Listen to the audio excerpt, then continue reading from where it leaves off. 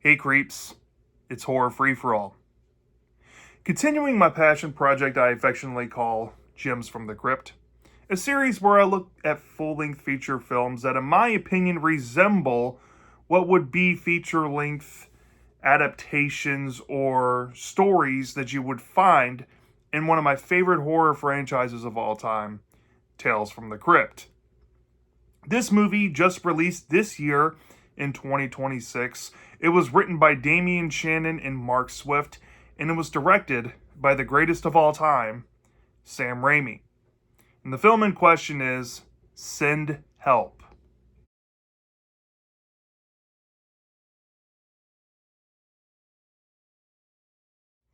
Now, Send Help was put on my radar in late 2025 when I saw the trailer for it.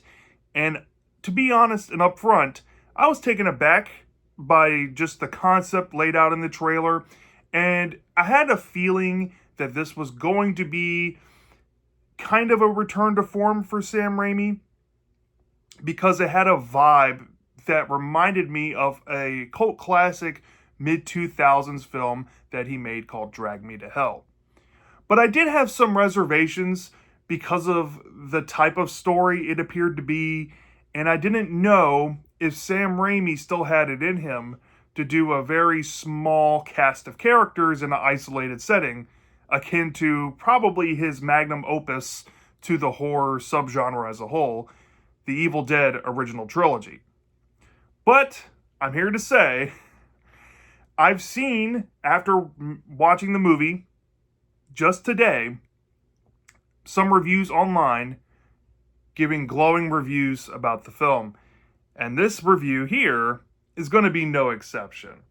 Because it's in Gems from the Crypt, I feel very compelled to talk about it because this is a brand new movie. But unlike some other movies we've talked about recently in this playlist, this one I think is a future classic if I've ever seen it. Trust me on this, people. If you love Sam Raimi movies, if you love horror, if you love Tales from the Crypt, and you want something different, you want something fun, you want something enthralling, mysterious, kooky, and batshit, you need to see this film. Please do so before you continue this video any further, because at the time of me recording this, it's still in theaters. Go support Sam Raimi, go support 20th Century Fox who released the movie, and if you love it, when it comes out on physical, or if it does, go support it there too. With that being said, we have a movie to talk about, so let's go ahead and talk about Send Help. So Send Help stars two actors, which I've seen, I guess, a few things across the board with. First and foremost being Rachel McAdams, who you might recognize as Regina George from Mean Girls. She played Allie in The Notebook. She was in the movie The Time Traveler's Wife and many other romantic comedies from the mid to late 2000s. And then we have a younger actor by the name of Dylan O'Brien, who I mainly recognize from the television show Teen Wolf. And to say that these characters play polar opposites of each other is an understatement. So Rachel McAdams' character is a mild cat lady-like woman who works a corporate job. She has been trying to climb the ladder for the better part of 7 years under her former boss, who built the company from the ground up and essentially, I guess, built it to become a Fortune 500 company. But he has sadly passed away, and his son, played by Dylan O'Brien, has taken over the family business. Now, that wouldn't be an issue for our leading lady here if it wasn't for the fact that she doesn't know this new kid coming in, and the new kid coming in, upon first impressions, even though they've had a brief introduction in the past when the new CEO's father was still around, is that she is kind of unkempt, she has poor hygiene, and she's eating in her cubicle, which grosses him out.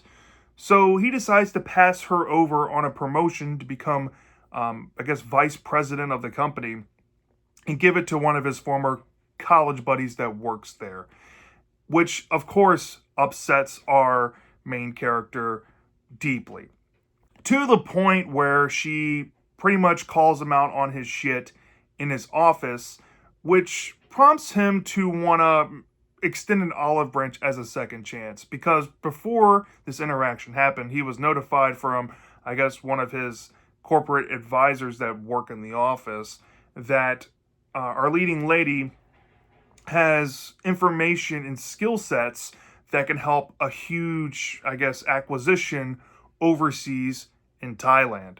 So she is invited by her new CEO, aka boss, to go on a charter plane over to Thailand and help with this project. And while they're on the plane, or even before that, we get to learn a little bit about our main character's personality and how she's a massive Survivor fan, which, coming from somebody who loves Survivor myself, I have to say up front, that tickled my heartstrings a little bit. But I also kind of question if there was some mild dissing going on by Sam Raimi here. But I don't care. I'm just glad that it was featured in a theatrical movie. And she made an audition tape that her coworkers decide to make fun of her of while they're in the plane together. But right after that happens, it seems like the karma boomerang is already in full effect, because there's a turbulent storm that blows out one of the engines of the plane. And as you probably suspect, if you've seen the trailer of this movie, the plane decides to go down. And through that, we see some over-the-top deaths of some characters and some ridiculous fighting it out to see who gets to live on, let's just say. And we see our main character come out possibly unharmed from this wreckage. But when she comes to on this island that happened nearby the plane wreck, which happened in the ocean, she soon realizes that the island is deserted and there's nobody around except for a lone survivor that has washed ashore, which is her boss. And she, of course, decides to take it upon herself to go rescue him, build him a shelter, start gathering food, supplies to make fire, and sets up a place to gather water due to an incoming storm. And after this happens, and she continues to nurse her boss, he finally comes to and wakes up and realizes that her boss isn't receptive to the offerings that she's giving him in terms of the food that she's providing and maybe companionship. And it's made evidently clear pretty early on that the boss doesn't really like our main character, doesn't really want to be on an island with her, because at home he has a smoking hot model wife with a huge diamond ring waiting for him. He has a life that he's waited so long to inherit from his father to get back to.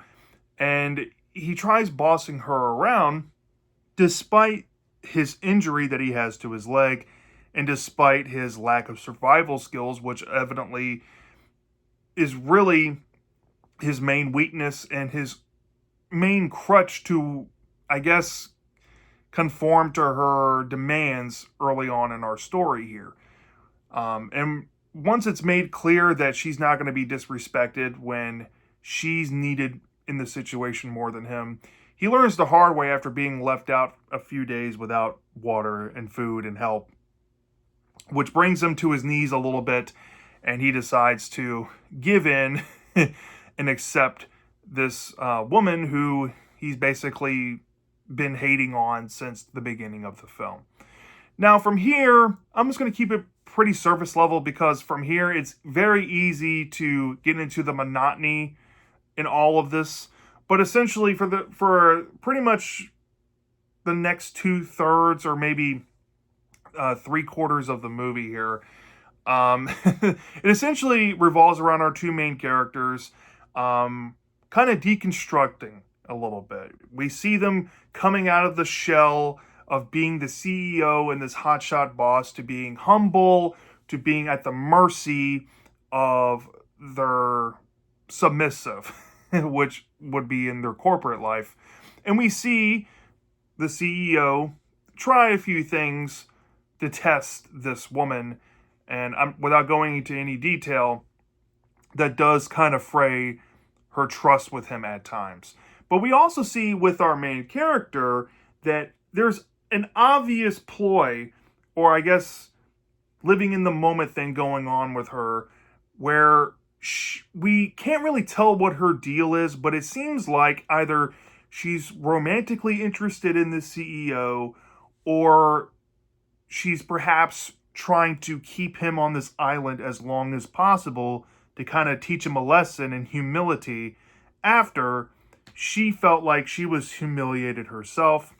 And we don't really know what avenue that is, because majority of the movie plays around with this idea that these two people who, quite frankly, would never work in real life, end up on this island together, and it's the last thing both kind of wanted.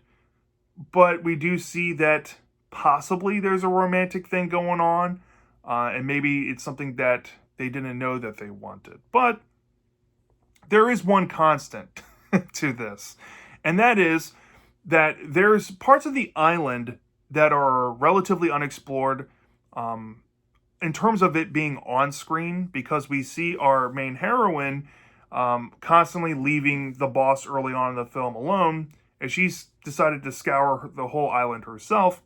But we do see her seeing boats come nearby and seeing the opportunities to get them off the island earlier, but she keeps putting it off and putting it off and putting it off. And we don't know the reason why. Like I said, because of those two reasons being up front and center, it could be either one of those, and that is the mystery of the movie. But the remaining constant that you really need to know is that this boss is a smart and wise ass without showing it, and because he keeps trying to double cross her, it leads to events in the movie that a lot of people probably have come for, which is the Sam Raimi isms of being over the top and schlocky. And I'm just going to say this without even giving you pretext of what happened beforehand. The greatest fake out in cinematic history happens in this movie. And you'll know when you see it, but holy shit. It was incredible. Which leads us to the final act of the movie, after, I guess, one of the many climaxes that the movie has, in terms of time periods, which I think this movie takes place over the course of maybe a month in total time here. We see one final event come to fold, where there's some people that come to the rescue. They finally make it to the island, and without spoiling who it is, we see our main heroine struggle with her mission that she has, and she has to make a difficult decision involving them, which of course the CEO finds out about, and of course he snaps, which leads to a over-the-top altercation between our main heroine and the CEO, and a Deus Ex Machina type of reveal going on with one particular character who has held all this information from the audience this whole time, and we get explanations on the time period of when they found out this said information, and this, I guess, plan that they've enacted since that point. And we see what happens at the very end with the asshole of the story getting comeuppance. And I'm not going to say which one, because there is ambiguity on who is the real asshole here. Is it the CEO, or is it this woman? And given that they deconstruct pretty evenly in this story, it's kind of hard to see which line to pick on. You know what I mean? Because it's so blurred on who the real villain is, I'm just going to leave it up for you to see. And then we get the ending to put the sweet bow on top on who came out victorious. And that, in a nutshell, is this movie, Send Help. So, I'm just going to be upfront and honest. This movie, it had to be one of the most entertaining films I have seen in some time. I don't know the exact runtime. I didn't note it down beforehand getting on here to record this review because I literally just watched this movie and I came home and recorded this video. But this movie, it captured my attention the entire time, and I didn't feel like I was counting the minutes. I didn't feel bored at any point of the movie. I was just engrossed in what was going to happen next. And I have to say, a lot of that is owed to the talent of Sam Raimi. Sam Raimi's movies, even the weaker ones that I've seen, like Crime Wave, for example, still are fun and entertaining movies. And this is no different here. This is going to be an instant pickup for me when it releases on physical.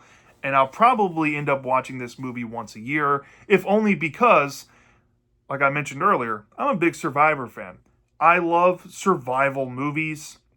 I haven't really talked about it in the past on any of my channels, but I love movies like Castaway, and I love movies that involve people being isolated and having to evolve within themselves or within, you know, the relationship of one singular person, which this film evidently comes to play on those tropes with. But what makes this movie so special, and I really had to tip my hat. I saw this movie in 3D because horror movies getting released in 3D these days are pretty much non-existent. So I jumped at the bits to see what modern real 3D looks like.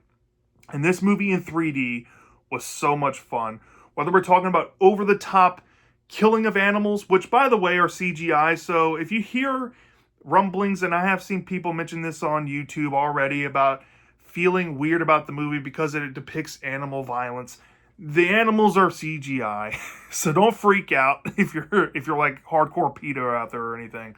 But yeah, whether we're talking about that or we're talking about, you know, fight sequences with gruesome injuries, or I already brought up the fake out scene. I do not want to give away any context or what it entails because I want everybody to be surprised when they go into that. But this stuff was just amazing. And it's designed to make you laugh out loud in hysterics for how over the top it is. And really, the only director that's able to pull that off in the history of movies, in my opinion, is Sam Raimi. I was so engrossed with this movie, which it starts from the studs here with the acting.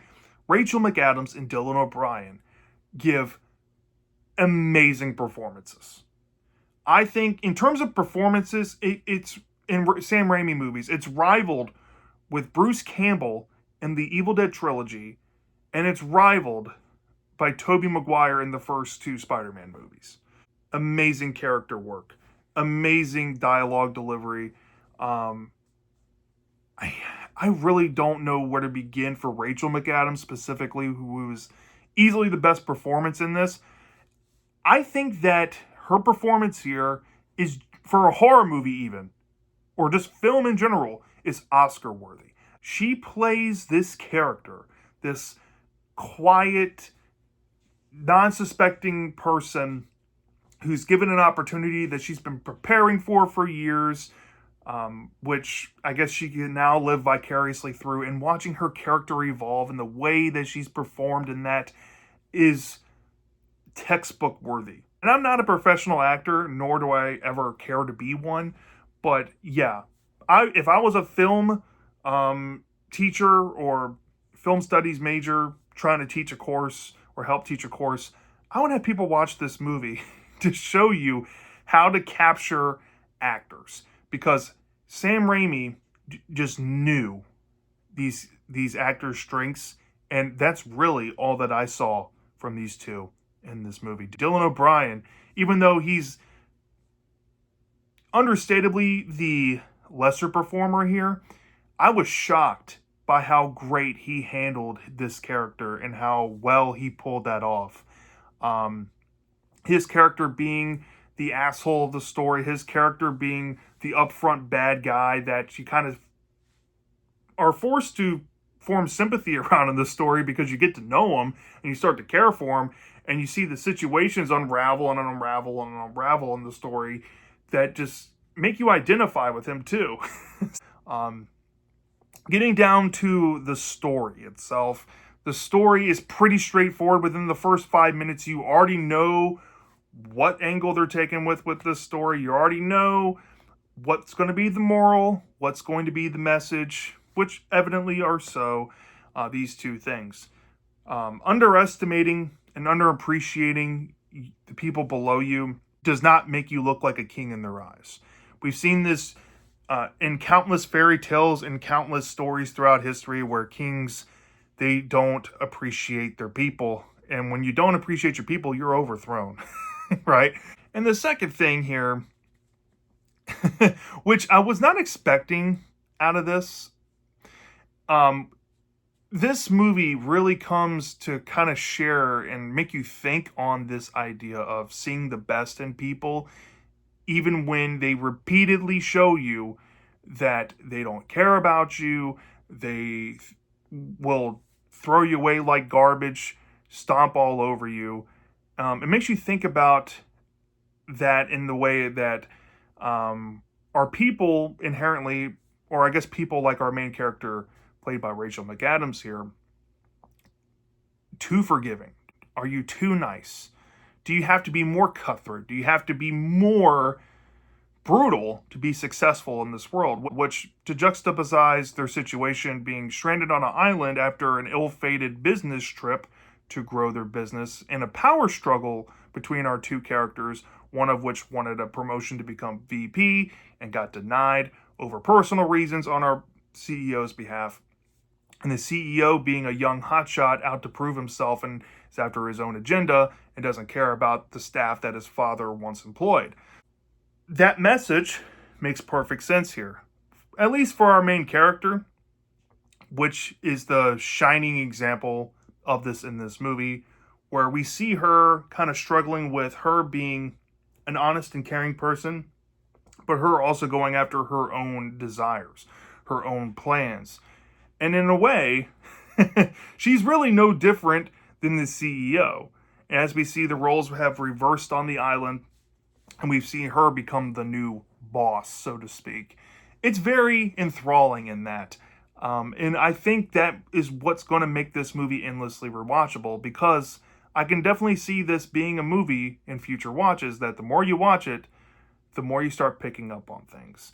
I don't think it needs to be said, I saw this movie in 3D. The 3D looked fantastic on the over-the-top effects, but the cinematography in this movie's outstanding.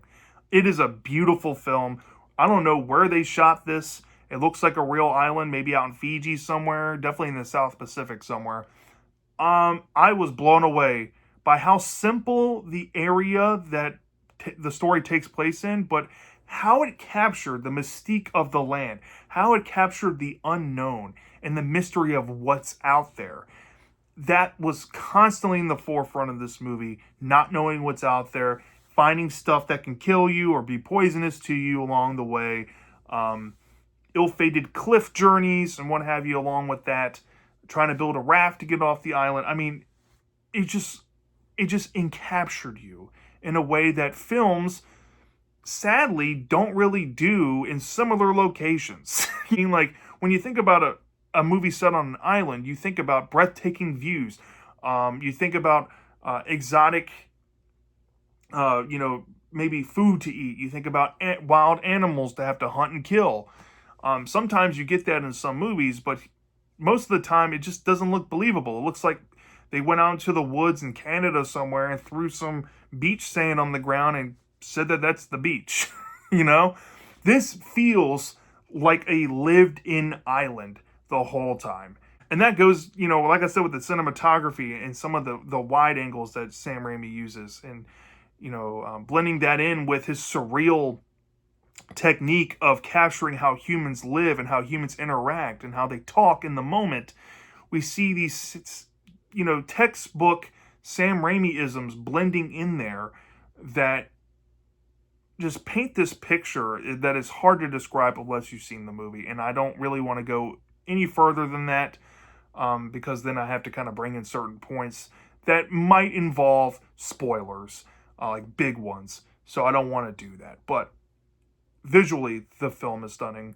When it comes to the plot twists of the movie and the mystery of it all, literally, I was on the edge of my seat the whole time because the movie does an expert job at throwing you different scenarios out up in front. This could be a romantic connection.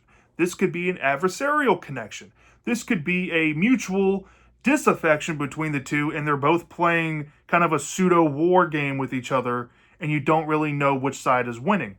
It's literally any one of those three combinations, and the movie ebbs and flows you down each individual path at many points throughout the mid portion of the movie to kind of reiterate that this movie is a mystery. And the answers we get, I think, are pretty satisfying given it all. And especially the ending result, I think a lot of people will be talking about for years to come. So yeah, a lot of positives. But to tie that in real quick to why this belongs in Gems from the Crypt real quick, obviously we got to talk about the Tales from the Crypt connection and what makes this feel like Tales from the Crypt. Well, there's some schlock. There's over-the-topness to it. There's no, well, I guess there is semi-nudity, but not in the way that you would think. You know what I mean? But there is some mild sleaze going on. There is obvious character work, villainy going on. The morally gray characters on both sides work in here. All classic hallmarks of Tales from the Crypt.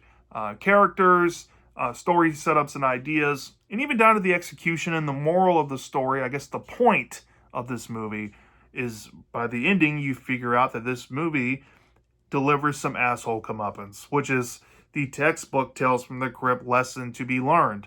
But here, unlike most Tales from the Crypt related things like the comics or the classic 80s and 90s television show that was a cultural zeitgeist once upon a time, this movie has way more runtime to flesh out these characters and you get to know them to the point where you feel much more impact than what you would in those episodes. Now, some people might be asking, does this movie have any negatives? You've been glazing this movie the whole time. Look, I had a blast. I had a ball with this movie. But I'd be lying if I didn't admit two negatives that I have about the film. So, first and foremost, the first negative I think a lot of people are going to notice is that the mid portion of the film, I would say a good solid hour or an hour plus chunk of the film, at a certain point, it starts to feel kind of like, okay, where is it going? Can we start getting like a for sure, way that the story is headed? And that wouldn't be an issue if the second issue wasn't also coupled with that. So there's many points of the story that kind of play on the idea, the classic myth of disbelief. Whether that involves character decisions, character logic, or how things actually happen in reality. Well, it's not really the latter being the issue. I don't think reality's the issue here. I think it's more so characters and character decisions and certain choices, I guess, in the story for certain characters that I think kind of hold this movie down from being like a forgivable perfect to me. And it mainly involves the actions and consequences of the actions of this movie. Now, like I said, that does bring a lot of satisfaction on the backside of that because we get the greatest fake out in, I think, cinema history in this film. You get some great over-the-top things going on at certain points of the movie. But there's also things that are introduced in the story in a way that happens off camera, like a character would find a knife that washed ashore, but later we find the origins of the knife. That's fine. That's fine and dandy. But because those things are so chopped together, and because obviously we need the movie to continue to get these answers, to make the movie entertaining, I think Sam Raimi decided to do these random things that really should separate these two for the rest of the story. Because I cannot fathom, there's one specific scene involving a dinner that is prepared by the CEO for our main heroine here. And there's a certain thing that happens there that transpires that I guess definitely affects the relationship for the remainder of the movie. But there was already successive attempts beforehand that were kind of similar, maybe not to this extent, from the CEO that should automatically make you think that the main character is just not catching on to what the CEO is really like. But after this scene, seeing what happens and transpires after that, I just think that kind of fell into unbelievable territory for me. And to be honest, that kind of took me out a little bit until we got to the climax of the movie, which quite frankly did kind of save that part for me in some ways, but I still kind of find it to be a deterrent mixed together with the middle portion of the movie kind of just hobbling along, I guess, different mini climaxes that it has throughout. I kind of wish, in one way, that it picked a lane, but also another way, I kind of wish that it kept that style, but made it more believable in terms of the actions of the characters, and they could have built up tension a different way. But given it all, I think tension still was well done for what they were going for, which leads me to my final thoughts. How this movie played out was not necessarily what I was expecting out of the situation, but there's a lot of good, technical elements coupled in this movie that haven't really touched on either, about like foreshadowing and the classic use of Chekhov's guns, thankfully not being like the obvious thing in the room.